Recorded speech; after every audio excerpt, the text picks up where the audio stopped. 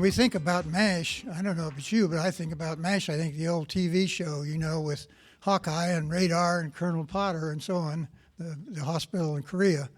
Lots of laughs there. But M.A.S.H here is not about laughs.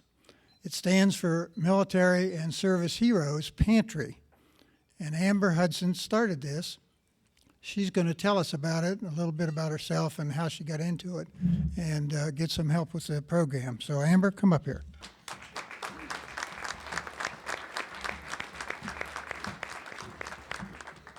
Hi, everyone. I'm not much of a public speaker, so I brought along my sidekick, Ralph. So I'm just going to tell you my personal story and why I started M.A.S.H Pantry. M.A.S.H Pantry, of course, stands for Military and Service Heroes Pantry. The reason I started, well, first of all, I'd like to know how many of you are veterans? Oh, wow. I'm a Navy veteran. I was romanced by, yes, I know, I was romanced by Officer and a Gentleman, but soon after found out that I was more like Private Benjamin of the Navy Reserves. I want to thank Nelson for allowing us to come here today. We're really honored to be here with you. My grandfather was going to be here today. He's a World War II veteran, but he just called before coming, and he's sick. So he's my biggest fan. I went to the honor flights with him a couple years ago, and it was such an honor to be a part of that with him. But the reason why I started M.A.S.H Pantry is I wanted to find something to give back, do something that I was passionate about. I needed a purpose. I had 3 children. Now they're grown boys. And I was a single mom for a long time. They had a wonderful father, and he took care of them when he had them. But being a single mom, I had to take care of them as well when they were with me. And it was difficult at times to make the ends meet at my house. So I found myself looking for soup kitchens. And for a couple years, I took my kids in, and we prepared the food, served the food, and we cleaned up afterwards. And not till years later did I tell my children that I depended on that soup kitchen to be there because I needed to feed my kids. And that's a big reason why I started this pantry, because I want these veterans to know that they can depend on us. And that's how we run this pantry. The veterans know that we're consistent, we're there. We do outreaches, which Ralph's going to go into detail with what all we do. But, the veterans are very proud. We've earned their trust, though, and they know that we don't have a gimmick. They don't owe us anything.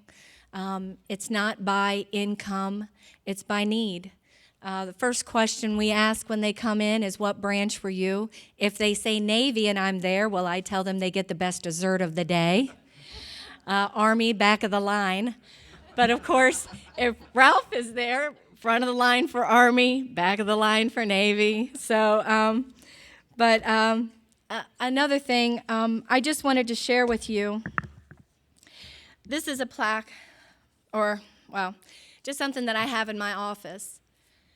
You guys have your own businesses, and I'm sure that there was something, a fire in your stomach that gave you that passion to start your business and made you jump in. I was too proud to ask for the nonprofit to send in for my nonprofit status, my tax-exempt money. So I pawned my Jeep Wrangler, and I pawned my diamonds, my grandmother's, my mother's, and my ring. Here was the letter that I pawned for. Here's the letter that I got it back. And we did it. And I'd do it again because we're making a difference, one meal at a time, and we're making a difference just by sitting there on a Saturday, having coffee, having a donut with a veteran. I'd love to introduce you to Ralph Smith. He's one of our volunteers, and he's a Vietnam veteran. And to everyone who's out here that's a Vietnam veteran, welcome home. Here's Ralph. We are a 501c3 organization. Our mission statement is to promote deep self-confidence and self-sufficiency throughout the Central Ohio veteran and active armed forces community. We provide not only food, we have clothing, toiletries, things like that. As Amber said, she actually started in 2014 to fulfill a need. The VA center, they offer lots of medical and other assistance, but there's a lack of food supply to them. They don't tell people, where to go to get the food they need to eat or provide it. That's where we fill that void. We have a board of directors. Amber's the chairman, Elaine Murray, a vice president, Kathleen Reinhardt's public relations, and I am the treasurer. I was an accountant for 50 years, so it's appropriate. And when I was in the Army, I was in food supply, so I'm still doing food supply. A list of our volunteers. We're working in the Dayton area to start a pantry at Wright-Patterson, and we have one at Rickenbacker now. Our location, it's in my church. It's rent-free. It's about 350 to 400 square feet is all. It's at 2735 State Street, or Columbus Street in Grove City. We're there every Saturday, 8:45 to 11, special appointments. I work at the church since I'm retired, and I'm there on Tuesdays and Thursdays. If there's a need, we're there to fill it. Our outreaches, the Commons at Livingston, that is 100 former homeless veterans that live there. It's a rent subsidy program. It's provided by National Church Residences. We go there once a month. We provide fresh produce and other items to them at that time. All of our outreaches are fresh produce.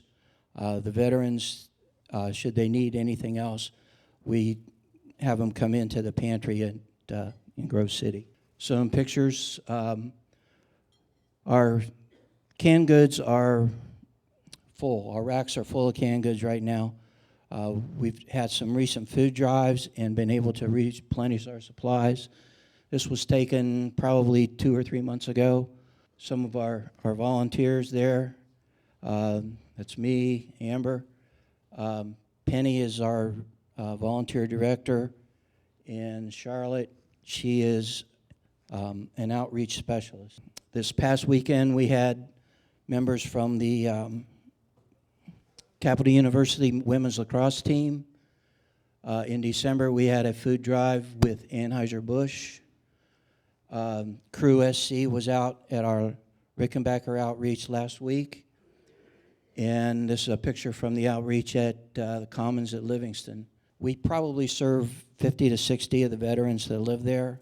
Not all of them come down for it, but it's we leave things there for them that don't make it down. Our supplies, you name it, we have it right now. We get low on certain items because when people think of a food drive, you go out, you'll buy a can of food. You'll buy canned goods.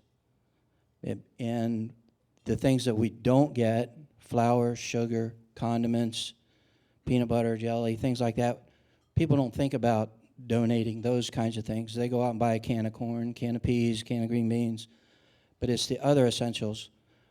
I have more corn right now than Kroger on my shelf.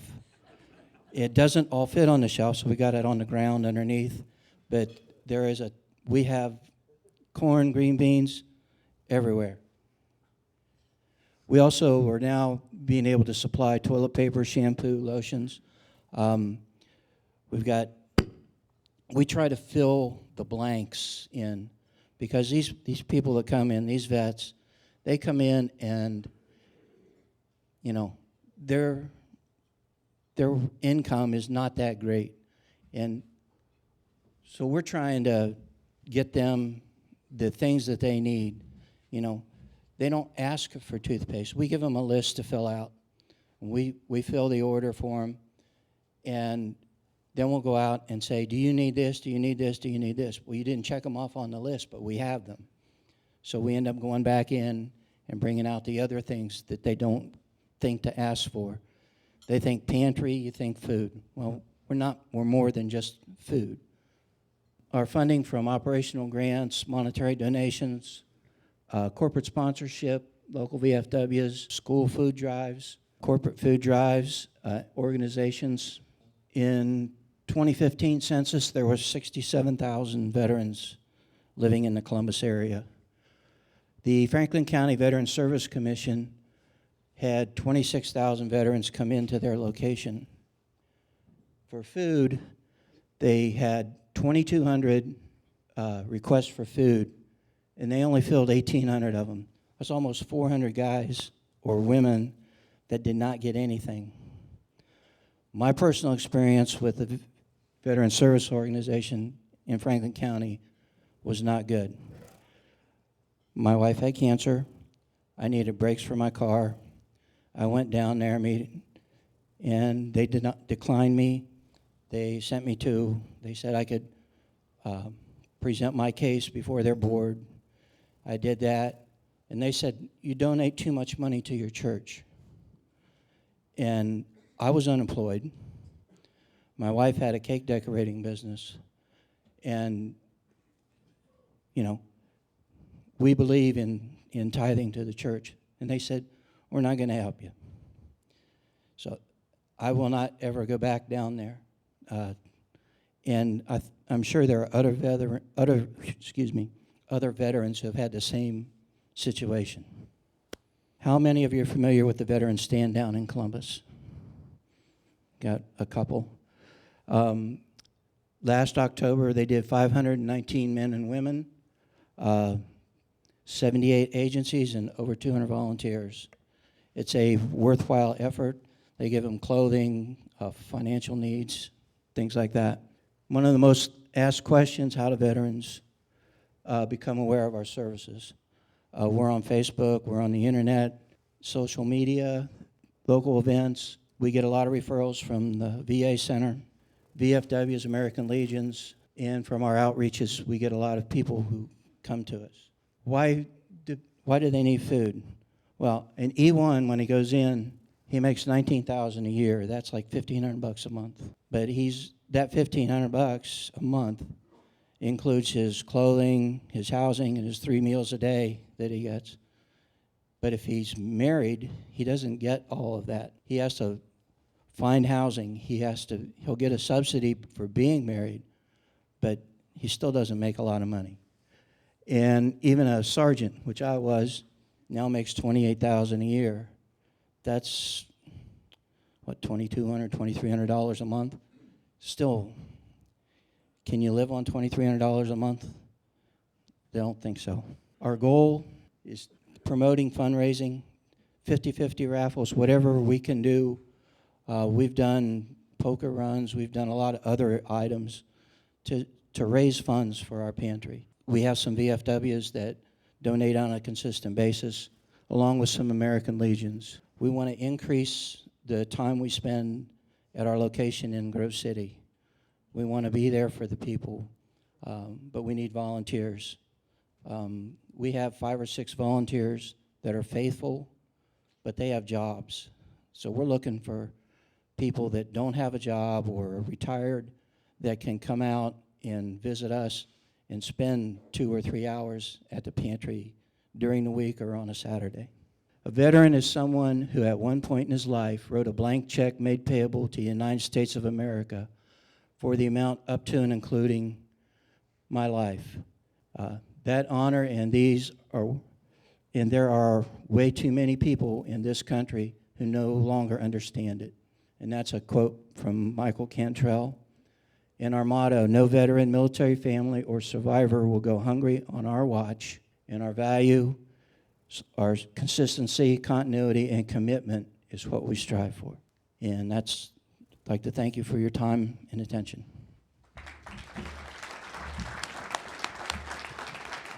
We have time for some questions from the audience. If you want to answer?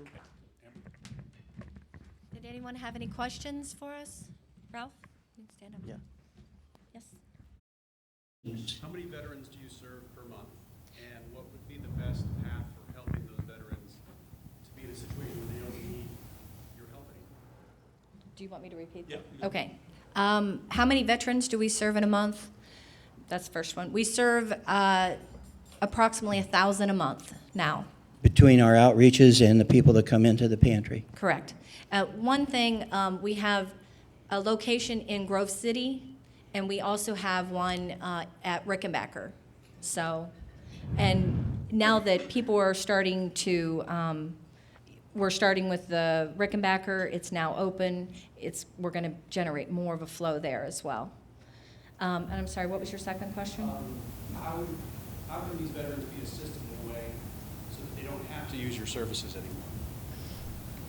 How can we get them out of Well, having to go to a food pantry?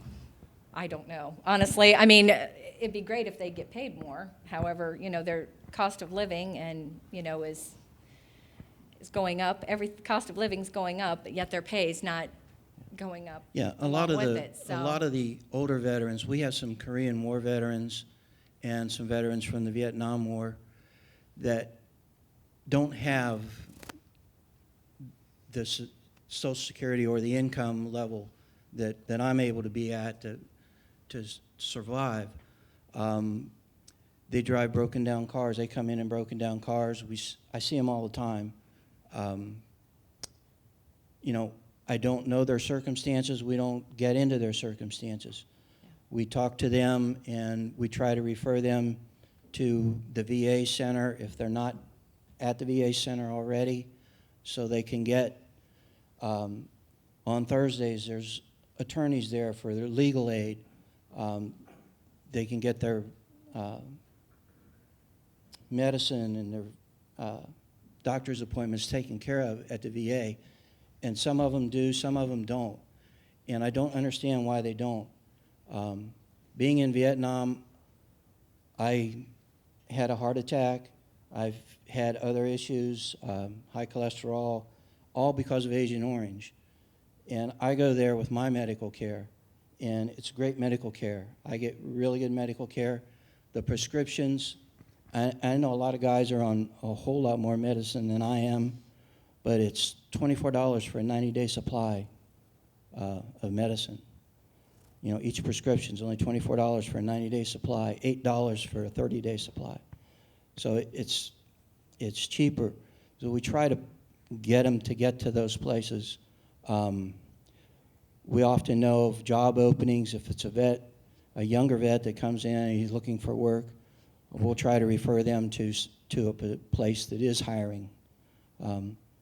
Chase hires a lot of veterans. There are other places that hire a lot of veterans, so we're trying to refer them to these other locations.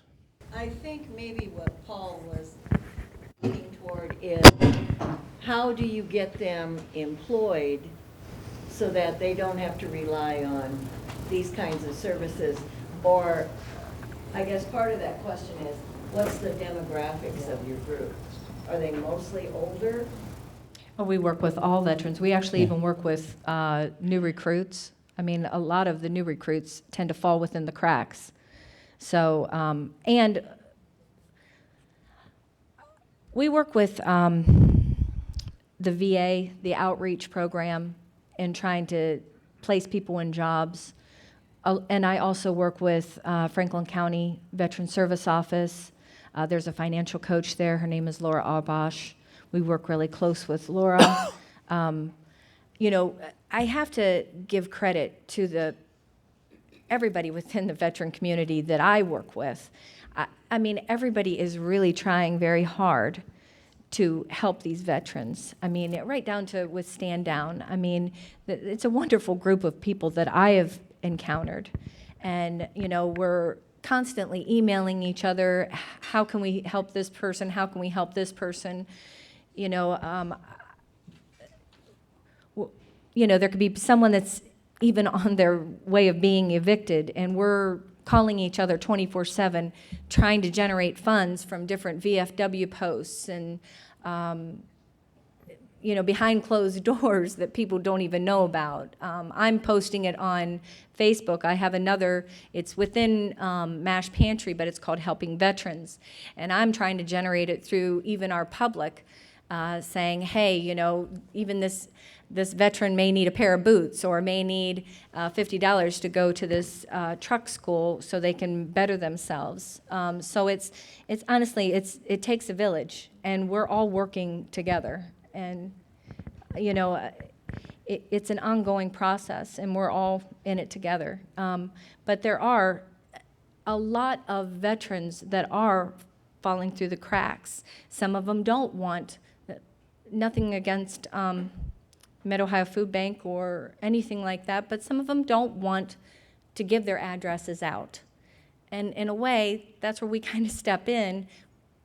We sometimes don't tell them that, hey, we don't need to put your address down there. We can just say, we'll use the pantry's address. And they like that. They like still kind of being under the radar, and they trust us with that. This may be a dumb question, but what sources of income do veterans have who get out of the service but didn't serve long enough to officially retire? And I mean, where do they get their money? Actually, Ralph, you could probably answer that one better. Yeah. For example, when I was discharged from the service, I had served 3 years. I didn't have a job. My wife was pregnant. Came back to the Columbus area from Fort Carson, Colorado, looking for work. And they're all looking for work. And that's where the VA center comes in. They help them get them in touch with the right agencies. There are several VA websites, and off the top of my head, I can't think of who they are, but there are job sites for veterans out there, strictly for getting them jobs at the VA center or at DCSC, at the distribution center there in Whitehall. They're always looking for employees. I know when I got out, I didn't know of any of that stuff. I wasn't told you should go here, you should go there, you should do this, you should do that. I was in Pennsylvania. I got let go from my job over there, laid off due to new ownership, and everybody that's been a manager has gone through that type of stuff. I had 5 children. My wife didn't work. I was the only one working. I was making really, really good money. All of a sudden, I don't have an income. So I go to get food stamps. Well, you have to sell your van because it's worth too much money. And it's the only van I had. It's the only transportation I had. I couldn't sell it. So they wouldn't give me food stamps. I found a church that was giving out food. We went there. Oh, if you don't get food stamps, you can't come here. So where was I going to go? There was no place for a veteran to go to get anything. That's why Amber started this. There's a lot of companies out there that are pro hiring veterans. So, and since we're all networking behind the scenes and trying to make it happen, I mean, granted, this is not going to be easy because now Macy's is going out of business and Kmart's going out of business. So there's going to be some competition out there, but still, I think the veterans are going to have, a little bit of a leg up. At least I'm hoping so. One thing, though, that a lot of veterans have, I don't want to say against them, but they are dealing with PTSD. So employers do have to deal with that, because it's very real. I mean, what they're experiencing over there is very real. What our outreach service is, program is we rent like budget trucks. We go, we fill it with pallets of fresh produce from Mid-Ohio Food Bank. We take it to like the VFW in Delaware, and we service Delaware veterans, military families, survivors, and the public, pretty much. We also go to M.A.S.H 2000, which is out here on Bryce and Livingston. We do this consistently per month, once per month. We're also going to the Commons at Livingston, which is the home for the 100 formerly homeless veterans. We also go to Pickaway County. We are one of the only mobile pantries, aside from having our Grove City and Rickenbacker pantry. Those are all, stationary. But we have this mobile pantry that we take to different areas. So we're getting out to the veterans.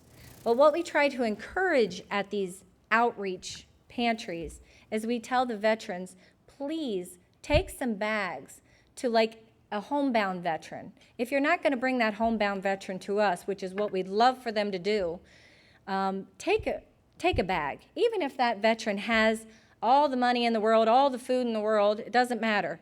Take a bag to a veteran at home. Visit with them for 15 minutes. People need to continue on with this outreach, or have the commander of, say, Johnstown come over to the Delaware outreach with a pickup truck. Pick up some of this fresh produce and take it on to your post. It's going a step further.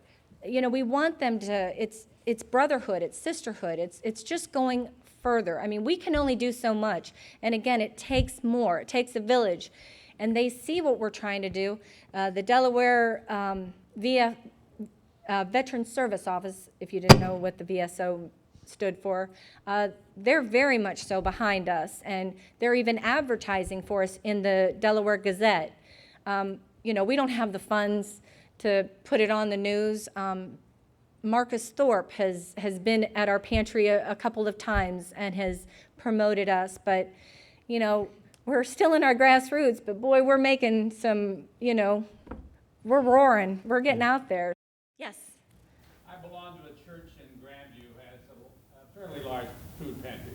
Have you, in all these outreach areas in Grove City, have you approached all the churches in those communities and asked for volunteers? I'm talking about smaller churches where you could pick up 2 or 3 volunteers or get a regular, supply of food coming in. Because, living in Moscow, I can tell you, our 30 American families, we fed originally 100 elderly Russians a hot meal once a week, and then it expanded to 1,000 a week.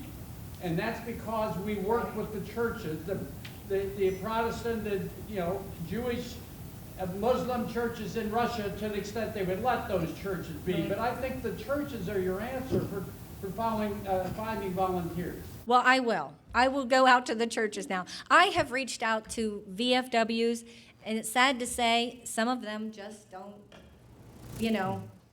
within, and I'm sure you'll get this. If you belong to a group, sometimes there could be like 50 members, but there may only be 5 active members. Yes. Would you remind us again when and where on any given Saturday that volunteers can show up? Oh, okay. Well, we are open in Grove City. It's at 2735 Columbus Street. Do you know the church with the purple doors? Anybody? Well, we're across the street from that. If you're familiar with Grove City, we're across the street from that. It's M.A.S.H.pantry.org. One thing, we are looking for grant writers. So if you happen to come across someone who actually knows grant writers, I love you. So, but anyway, you can contact me anytime if you have any questions. I'd love to help you. Amber, thank you so much. Thank you. Wonderful presentation, very informative. Thank you. Thank you very much. This meeting is adjourned.